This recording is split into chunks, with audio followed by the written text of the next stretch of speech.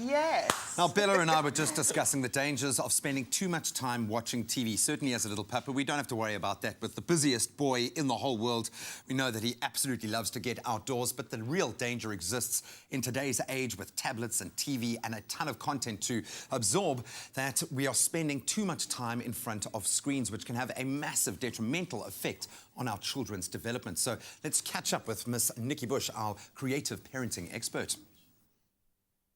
Now, earlier we spoke about tech-induced hyper-aroused nervous system, so caused by too much screen time, in a sense. Now, we're continuing our conversation this morning with our regular creative parenting expert, Nikki Bush. This is a topic that really blows my mind and really just opens your eyes when it comes to the world of parenting. So where do parents draw the line with allowing your children to have too much screen time?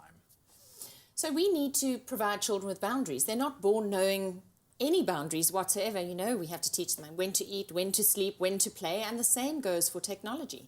So they need to have time limits, and we also need to give them content limits too. So the content they're playing with needs to be age appropriate as well, because that is also something that can freak the brain out and push it into overdrive and hyperarousal if children experience a lot of fear, a lot of age-inappropriate excitement, for example.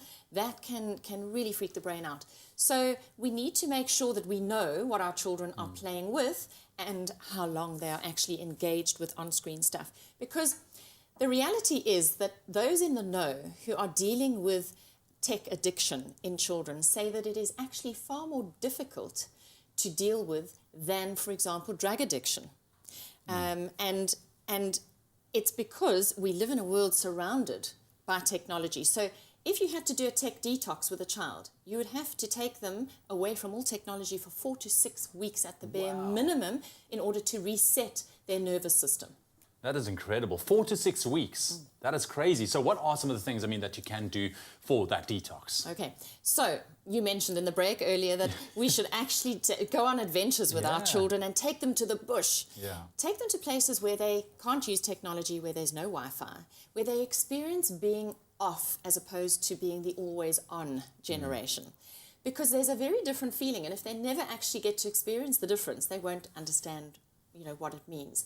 Have family game nights where there's no technology, but we're playing real hilarious family games where everybody gets to interact with each other, to laugh, to chill, to experience what fun feels like in the real world. Very, very important that. And because we live these fast-paced lives, I think we tend to forget as parents as well to limit these times, also to look at what is fun for the children. Yes, so what's fun for the children actually is about sharing time and space with them. They actually want a piece of you. That is the most important thing for them, is to have a real and authentic relationship with you.